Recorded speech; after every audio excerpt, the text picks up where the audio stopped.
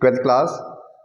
मेरे बेटा इंटीग्रेशन में हमेशा एक चीज का जरूर ध्यान रखना, आपको फॉर्मेट पता होना चाहिए कि क्वेश्चन किस फॉर्मेट में है या आपको किस फॉर्मेट में उसको कन्वर्ट करना है, और फॉर्मूला, ठीक है, तब आप इंटीग्रेशन बहुत आसानी से कर देते हो।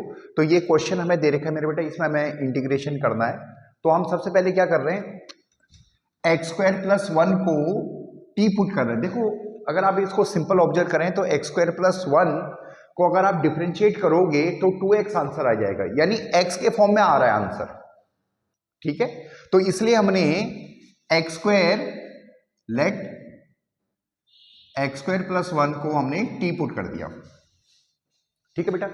अब देखो बेटा, इस सब्स्टिट्यूशन के साथ साथ आपको जो आपकी लिमिट है आपकी इंटीग्रेशन की, उसको भी एडजस्ट करना पड़ेगा, ठीक है।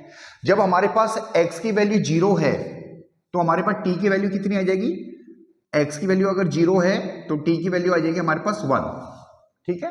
और x की वैल्यू अगर हम 1 सब्स्टिट्यूट करें तो t की वैल्यू आ जाएगी, x की वैल्यू अगर 1 सब्स्टिट्यूट करें तो t की वैल्यू आ जाएगी हमारे पास 2, ठीक है।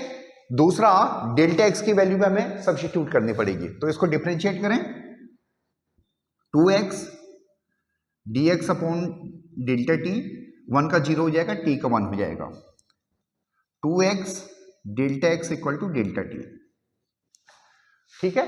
अब मेरे बेटा ये सारा सब्स्टिट्यूशन हम करते हैं, यहां पे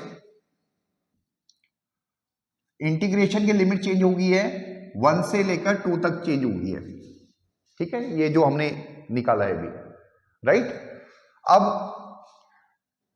x को आप ऐसे ही रहने दो, या x dx की वैल्यू आप पुट कर दो dt अपॉन 2, आप अपने हिसाब से सब्स्टिट्यूशन जैसे आपको कंफर्टेबल लगे आप उस हिसाब से कर सकते हो।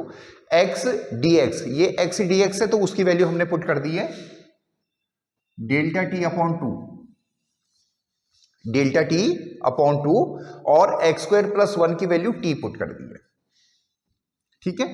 अब ये 1/2 कॉमन आ गया, और इंटीग्रेशन 1 से लेकर 2 तक 1 अपॉन t डेल्टा t, इसका इंटीग्रेशन हो जाएगा log t, log t, चाहे तो उसको मॉड लगा दो क्योंकि log नेगेटिव में नहीं होगा, और 1 से लेकर 2 तक, ठीक है। अब वैल्यू सब्स्टिट्यूट करें, log 2 माइनस log 1, log 1 की वैल्यू क्या होती है 0, तो आंसर आया हमारा 1 अपॉन 2 log 2, ठीक है। तो मेरे बेटा ये हमारा सिंपल आंसर बन गया।